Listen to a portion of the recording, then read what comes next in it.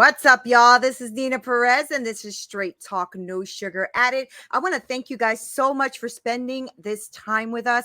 You know, I go around this planet searching the best humans on it to come on here to grow, challenge, and transform your thinking. And today I found someone like a little bit far away, but we're going to speak to her. Thank God for videos and Zooms and all this great stuff. So I'm speaking to Wendy Nash, and she is a meditation coach. And the company's name, you're gonna love this. Kindly cut the crap. Okay. Now, if she could be anywhere, Straight Talk would be where she needs to be. So Wendy teaches startup founders and CEOs the art of introspection and to navigate emotionally, physically, and financially taxing process of building a business. Now, a lot of you who reach out to me all the time and are always giving us feedback are telling us about how you are in that midst of starting your business, growing your business, or thinking about a business. So I think Wendy is speaking to the right audience. Wendy, thank you so much for being here. I really appreciate your time. You know, as soon as I saw the name of your business, I thought we are sisters in this. Exactly. That's exactly how I felt when I saw Kindly Cut the Crap. I'm like, yes, this is going to be a great I have conversation. met. Totally. It's so good. It's so good. I love the name of your thing. So I just really like to open with two things, and I think it's very aligned with the way that you've introduced that. First up is to say thank you to everybody for being part of it. Obviously, you and I meet, and you've just mentioned you have other guests, and I also talk with other people. So we're kind of in a large ecosystem of entrepreneurs, startup founders, business leaders, just people. You know, we've got families. There's a whole lot of people around us. And there are people who set up the tech equipment, who sell us the tech equipment. There's really just this huge, huge thing. So thank you for everybody for being part of this. The people who download it and never listen to it still add by the fact that they are, you know, it's a little, we're so obsessed with those numbers. So just everybody is part of this, no matter how small. And just if you get something from it, that's great. If all you do is download, that's still a huge contribution. So it's or even if you don't listen to it, but you listen to other podcasts about similar things, it's also really valuable. It's part of a large system. So thank you to everybody for all the contributions, small and large. It really makes a huge difference for this to happen. Right. The other thing I like to do when I start a program is to recognize that I am calling from Aboriginal country. So I'm in Australia, outside Brisbane, not far from the Great Barrier Reef. So I'm sure you will have heard that, about 1,000 kilometers south of that. So, and so this country is called 𝐓𝐇𝐈𝐒 country, and the people here in this land have been caring for the country for 70,000 years. Oh, wow. So to put that in context, Christianity's been around for 2,000. So we're talking 35 times as long. Right. And what that really says is there's a lot of observation, a lot of practice, a lot of listening, a lot of mistakes, and really a huge amount of learning. And one of the really big things that they say is, you know, it's really not unless you know where you've come from that you can say, here I am. And those together go, all right, so this is where we're going. But you've really got to tap into the past, recognize and honor the ancestors, and feel really supported by that community of people in the past, people in the present, and people you will meet in the future. So that's where I like to start the program. So thank you very much for having me on. Yeah, no, that's really great. That's a really great way to start the show, because it shows about the connectivity of all of us, right? And the way we should honor each other and honor each other's space and individuality and who we are as people. And because at the end of the day, we're all human beings. And I think, you know, we need to be being is what we need to do amongst each other. So I love that, Wendy. And even though you're on the other side of the world, right? So I don't even know, I think it's our like 12-hour difference, right? As far as time is concerned. So it's evening for me, 6 o'clock in the evening. So it's probably morning for you at this point, right? The next day. Yeah, it's 8 a.m. Yeah, 8 So a.m. for me, so I Wow. think that's 14 hours difference. 14. Yeah. Wow, that's amazing. Isn't that amazing? And yet we can still have this conversation. It's beautiful. So, Wendy, I want to get into everything that you do. Kindly cut the crap, the whole thing, right? So, tell us a little bit more about you. Well, I'm not a very interesting person. There you go. Well, I've done some things, but I'm not somebody who's like, I don't know. I think I've been really thinking a lot about this. I said to a client yesterday, what we're doing here is I am deeply flawed and I Mhm. am no one special.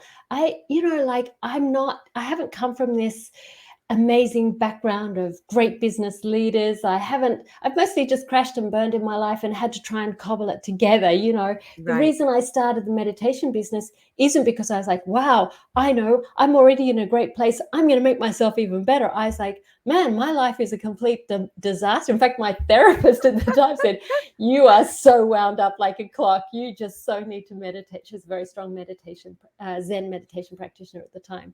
So I most of the things that I don't want to do the grateful thing. I'm so grateful for the crappy things that happened in my life. I definitely would have liked an easier life, but I guess I turn every lemon into a lemonade. Not everybody does Mm, that, so not mm, everybody has that capacity. But for right. whatever, I don't know, gene pool, DNA, whatever it is that I've got, I'm like, well, that was really shit, and I don't know how to do that, and well, let's see what I can learn from it. Yeah. But not Yeah. everybody has that Yeah. capacity. So I really want to honor the people. I think there can be this thing sometimes where, um, you see a 90-year-old do gymnastics and an amazing routine or something like that. And it's like, well, why aren't all 90-year-olds doing a Right. gymnastics routine? Right. And I think that can be a bit blamey or something like that. So I don't want to go down to that road. But I do Mhm, want to mhm. say it was basically a whole lot of crap, a whole lot of trauma, and my decision to go, I am not going to live with this. And so that's Yeah. how I ended up with the business. Yeah. Do you is speaking about the stuff you've been through off the table, or can we touch on that a little bit? Yeah, we can touch on it. Okay. I'd like to know because you said the therapist said that you were really wound up, right? So, I want to know a little bit about that. I want to, discover a little bit about that with you. Like, what were anything you're comfortable speaking about? What are some of the challenges that you've had to overcome that made you realize that, getting into a meditation space, going to therapy to begin with, right? Because there's a lot of people who have gone through some things. And I don't know where we got this idea that getting help or having therapy is a shameful thing or something we shouldn't be doing. I actually embrace that. I think it's a beautiful thing to do. So I'm just wondering if you can touch a little bit on what you've gone through and what made you realize that that's something you needed to do in your life. Probably the question is, what haven't I gone through? Is the Mm, honest answer. mm, There's my younger sister died when I was 2. She was born with a terminal illness. My father died when I was 13, also of a terminal illness. They're both quite complicated, long, confusing situations. My mother's quite a difficult character. I was bullied for 5 years at school. I I had some physical and sexual abuse. Like, my mhm, mother's an alcoholic, and it's all, upper middle class white stuff. mhm, Like mhm. everybody, and at some level, like it was really isolating because there was no one around me who had anything like that sort of stuff going on, Mm. like That that you know of, diversity of that you stuff. know of. Yeah, I guess in those days people didn't talk about it. They didn't talk about it. No way. But I did grow up with this sort of upper middle class mentality in an area which was not very wealthy. So in my immediate Mm, social mm. circle, that wasn't really common. I had like complex PTSD, like it was going out of Yeah, style. yeah, I can see that. And I and the see why. result of that, yeah, and the result of that is that I just had, I was really angry all the time. Mm, So, and I had really poor social skills because I was just absolutely traumatized. So I would really encourage people to, if you've got poor communication skills these days, you can really do amazing stuff. So if you're bad yeah. at your relationships, I always think, I mean, I have nothing to do with these people, but the Gottman Institute is a really great place to start. they're really solid in their research and they're really beneficial. But you can just, there's tons of communication things to do. Usually the thing is, how do you find the one that works for you? That's usually the tricky part. But yeah, read and go to the library and just get skilled. But I think what is for trauma, the thing that works for that is a treatment called EMDR. Yeah. So that's the only one that I personally have found has worked. And I've done a lot of this stuff. I guess there are other treatments around, but that's none of them work for me. So I advocate EMDR because that's what worked for me. Yeah. And meditation. And I don't do the breathing meditation. I found out there was some research that came through this week, and it said if you do the breathing meditation, it actually doesn't give you the capacity to have enough compassion for the other person. It's too self-centered. So if you're going to take up a practice, I would encourage one of the loving kindness meditations. So there are people who are really good, John McCransky, Sharon Salzberg. I mean, that's what I teach too. Can you break that down a little bit for me? I'd love to know more about that. So what's the part that you want to know about? Well, you said that there's not the breathing meditation, but what did you call it? You called it loving kindness. Loving kindness. Yeah. Can you tell us what that means? So there's a few different methods out there. So my company name is Kindly Cut the Crap. Okay. Right. So I'm a great believer in like getting straight to the point, like you, but also you've got to do it kindly, and you've got to get rid of the stuff out of your life that's not working for you. But if you do it in this kind of really brutal way, like I'm just going to get rid of it, it has this sort of ricochet sensation in the body and mind. It doesn't work. So you've got to kind of do it little by little by looking for what is kind. So this was Pema Chodron's practice, I heard, and she calls it cheerfulness practice. And I guess it's a kind of gratefulness practice, but I'm a bit funny about that. So basically, think about this time yesterday. What were you doing? What were you doing? Are you asking? Oh, I was doing the exact same thing I'm doing with you right now. Okay. All right. So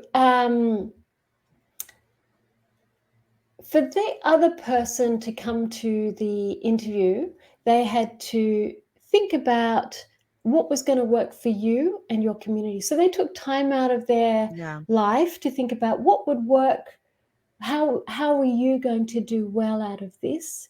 What was going to, they were kind of, it's a very subtle form of kindness, but to say, oh, actually that person thought about what they were going to say, planned ahead, took time out of their day for their, and obviously, you know, this has a promotional aspect, so that it's mutual, but it's also for you to do well, and also all your many listeners and watchers.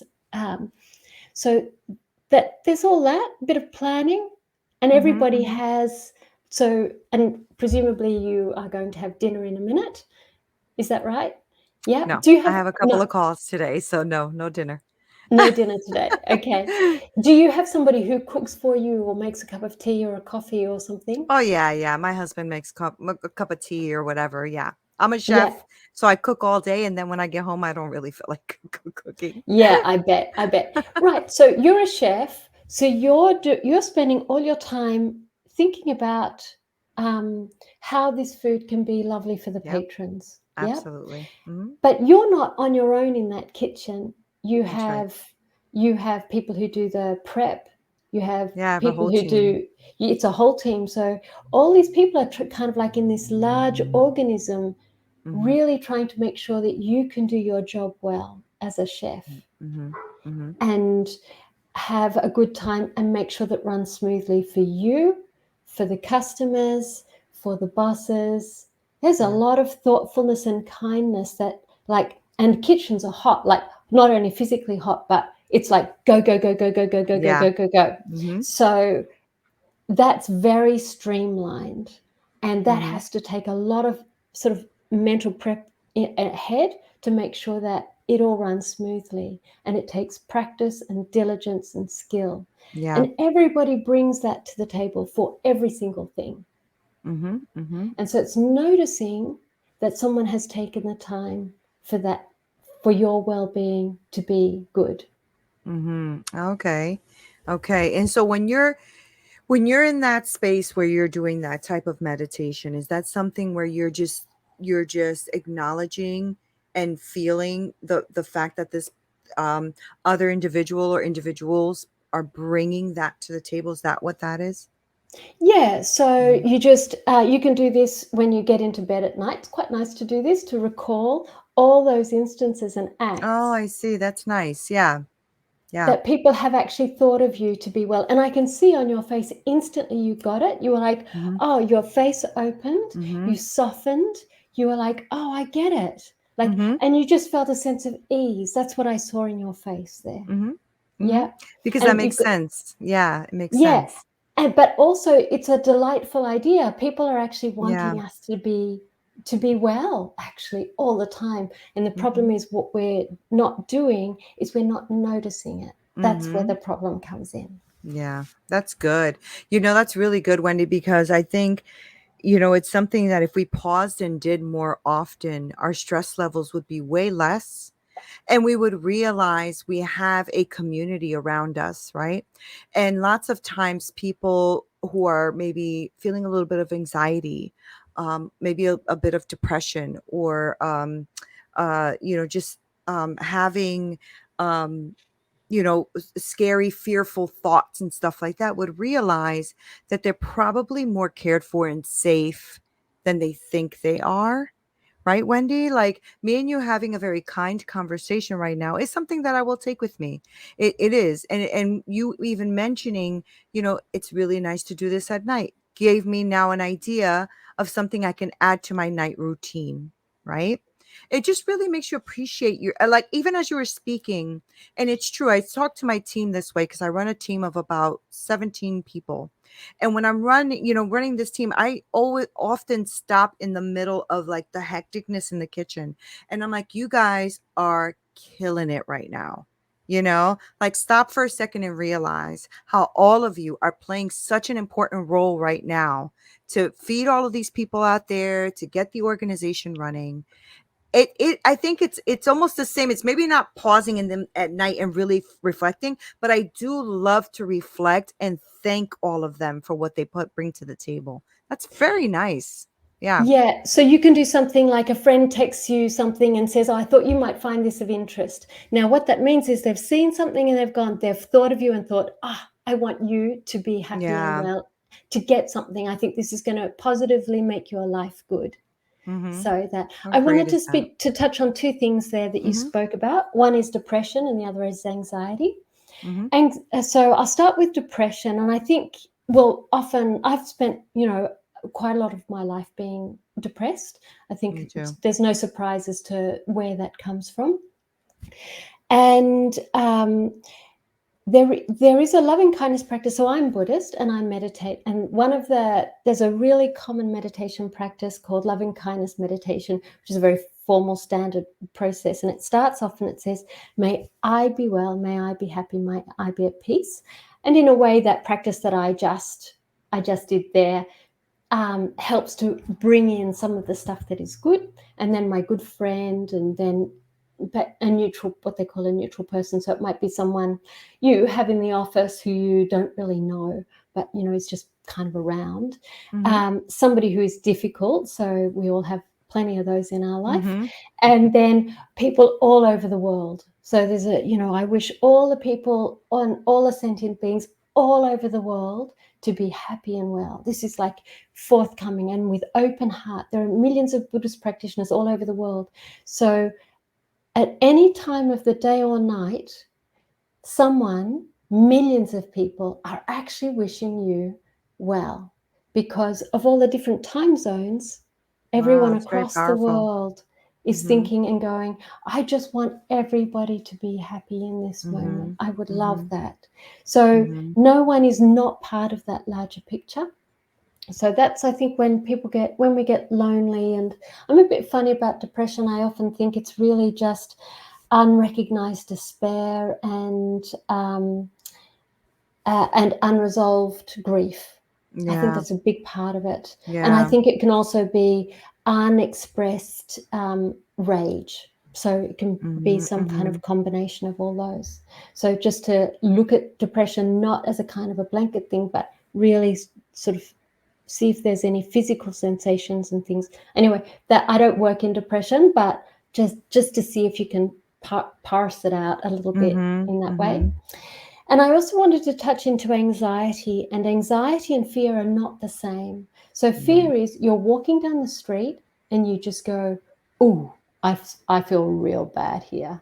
And you just know this is dangerous. So it actually has a component of danger really fully pronounced in that. Mm-hmm. Mm-hmm. And that is not the same as anxiety. There's somebody who I read this the other day, and actually anxiety is quite a different one. And I've been looking a lot at that as somebody with quite a nervous disposition. I've sort of been looking at this a little bit. And what I've noticed is that in my disposition anyway, when I get hard and unfeeling and cold-hearted, it's because I feel anxious about something. And so the anxiety is physically manifesting as hardness in the body. Often I have a kind of my chest is quite stiff, that and I'm like buffing the world, and it's kind of resistance. So anxiety is just physically felt as resistance, hardness in the body. So if you feel like you're a hard person, it's worth looking and inquiring within about whether that's actually just you're a bit anxious about being overwhelmed or unable or incapable or whatever it is. So I just wanted to touch into that a little bit. Nice. Yeah, that's beautiful. So tell me, since you touched on that you don't really, work with anxiety directly or anything, but I do want to know what it is you work on, right? So I know you do the meditation and all that, but I want to take our listener through what that means, right? So when one of them, call you and they want to work with you, what is it that you do with your clients? How do you help them through? Tell me a little bit about what you do with them. So, everyone's heard, you should take up meditation, and they try it, they get an app and they try it, and then it falls over. They've done a little bit. And there's this really big expectation that you can run around like a mad chicken for sort of weeks at a time. And then, okay, I'll just sit down quietly and be still and calm my mind for 20 minutes. Like it's nuts. Right. Right. It's nuts. So what I do is I help people to realize, to bring down the expectation, to make it much more normal, and to start looking at the wild mind and how to unpack that mind. But I start Okay. very, very low. So I do 1 minute at the beginning. I get people to sit for 1 minute a day, just to sit still and turn off the device and just give themselves a second. And actually in that, excuse me, sort of 1, 2, 3 minutes. So it's 1 minute for 1 week, 2 minutes for 1 week, 3 minutes for 1 week. And I have a client who's stuck at 4 minutes. She's been there for a couple of months. She's got this really wild mind, and it takes a while to get through all that. So I'm unpacking some of the obstacles. So is it that I don't know, you've got 10 kids and you're running around after them, and how can you, is it that you're actually completely exhausted? Are you working 10 jobs? Or is it something more psychological, like you're kind of blocking off and resisting feeling emotions which just so want to be there and known, and then the mind gets this resisting thing and it goes, I'm not going to meditate. So I kind of help people walk through that place. So I'm very much good. about, and the reason why I want to work with entrepreneurs and founders and startup people is really because it's such a maelstrom of pull and push. It's super hard to hear your own voice. Right. Everybody's going, get my product, buy my thing, do this, do that. So true. And then you've got you've got co-workers. You might have started the business with a good friend, and then you've got this conflict actually, and you're trying to build a business, or maybe you're a couple and you're starting, and then you're looking to, this is one of my clients, and one of them is speaking really badly to the other one, and it's like, it causes a dynamic and it causes a lot of problems, and it's very aggressive language. It's actually the woman who's very, very aggressive in her language, very unkind actually. Be really aware of what you're saying. Like if this person is someone you really love and care for, don't say horrible things to them. Yeah. Yeah. You know, we Yeah. sometimes think that we can say anything to our children and, well, they'll always love us. Well, they will, but they might not talk to us, actually. Right. Right. So, and it's the same with all our relationships. Mm-hmm. So to kind of be aware of that, to recognize that it's okay to be wrong. Intellectual humility is the new cab on the rank, you know, Yeah. that everyone's talking about. And actually, the chances of being wrong are very, very high. Yeah. About I love that. 97% chance of you being wrong in any I love moment. it. Yes. And about Yes. 3% chance of being right. So why are we all so head up? I came from this very self-righteous, opinionated family. And to get it wrong was like, you're hypocritical. Like we were really Right. humiliated in that, you know. And I think it was the old way. But it's like, yeah, okay, I'm hypocritical. Okay, I'll live with that. Who's Right. not hypocritical, you know? Right. So what meditation Right. does is, Right. and the way that I like to teach meditation is not so much focus on breath and being still and having calm, but allowing kindness, to allow ourselves to be kind to ourselves so that we can be kind to others, to allow ourselves to listen to ourselves so that we can listen to others. I love We that. we start to be open to the things that are painful in our lives, and that makes us more capable as managers, better at building rapport with clients, Yeah. all that sort of stuff. So it's really an internal introspective journey, and that sounds so self-centered, but it's kind of counterintuitive that the more self-aware you are, the more self-aware you are. You know, the Right. more aware of other Right. people you are. We talk about being self-aware as if what Right. that is, but it means to be aware of all the crappy stuff that's going through our mind so we don't spill it out. Right. Oh, that's We've beautiful. all got stuff, Yeah. but do we want to kind of make it worse by saying crappy things? Yeah, it's really good, Wendy, because I think that especially those of you who are listening, right? You're going into business, you're starting your own businesses, or you're trying to grow your business. And the truth is you're still you. You're still you in your business. You're still you out of your business. And, I know that back in the day it was, wear that hat of an entrepreneur when you're working and take it off when you're at home. But that's not true. It is, you are still you. And if you don't deal with things the way Wendy is saying, that introspection is super important. It gives you empathy. It helps you, recognize space. It helps you realize that you're not, how do we say it? You're not the best thing in the room. Everybody is included. Everybody means something, right? And so I think that is such a different shift in how we are growing as a people, right? I think it depends on where you are as well. I was talking to someone recently about, how you have to be careful. I call it ear gates and eye gates, right? Like a protection, they're gates. And if you open those gates, you get a lot of things in that probably can poison your mind and poison who you are as a person.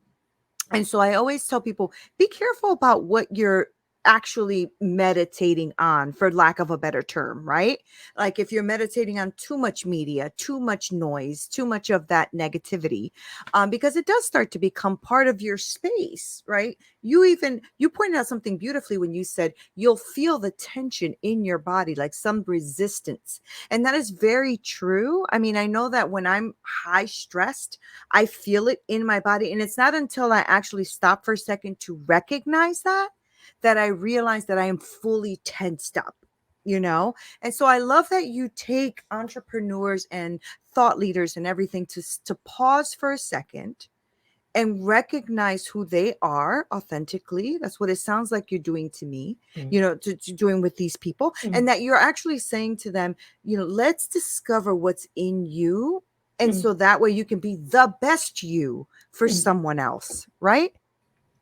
Absolutely. And Yeah. it's not only for someone else, but for yourself. So I've been thinking a few weeks about where do I want to go in the business and pricing and things like that, all that business Yeah. stuff.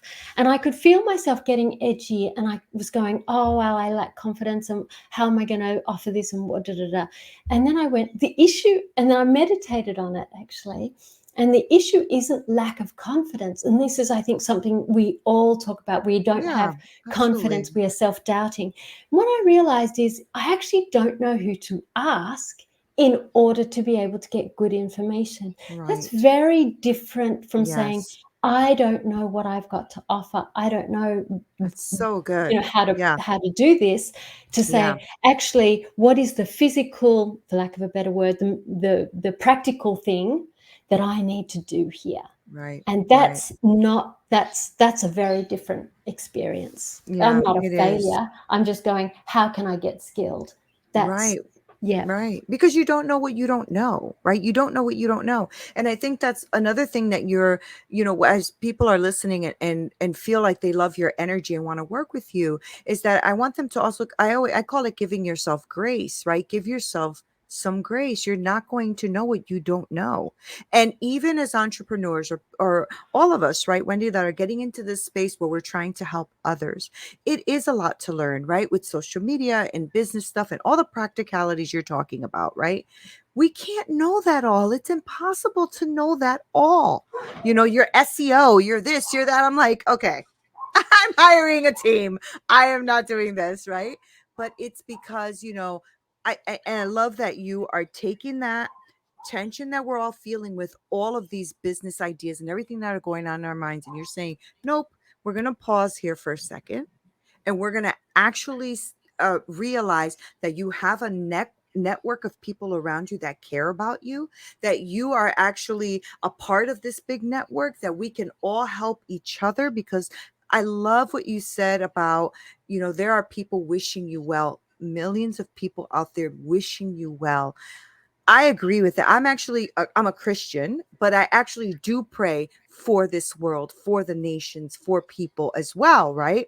So I can see how all of us are playing a really important role, right? For one another. I think that's beautiful, Wendy. I love that. I love that you're doing this kind of work in this kind of space. Good for you. That's Thank great. you. Thank you. Well, Yeah. it's, like it's equally important that you are part of this. So then Hmm. I can, anybody who's listening can kind of go, oh, I can do that actually. Hmm. Because it doesn't, the thing about meditation is it doesn't take any money. The problem is that you've got to get started and you've got Yeah. to figure out how to get How onto, to do it how to right. get into a Hmm. routine. You Hmm. didn't, when you learned to eat with a knife and fork, somebody showed you, Right. you had to be at a high enough place at the table and have Yep. knives and forks that were the right size for you. You didn't start off with a big, heavy silver knife and fork with a family crest or anything, Right. unless you came Right. from my family, but that's another story. Right, right. My family. But but so you do need sort of people just to guide you Yeah, to get the right way, but you want to make 100%. sure you're not caught up with charlatans. There's a lot of charlatans out there, Yeah, and they're just as much in the spiritual world as they are anywhere else. yeah, There is a sort of, there is, yeah, so just always, and I think that's why I like meditation, is because it helps me be more discerning and listen to myself, to be able to go, something feels off here, I don't yeah, like this feeling at all. And you get to, that voice, but you start to really get better at listening to it. yeah.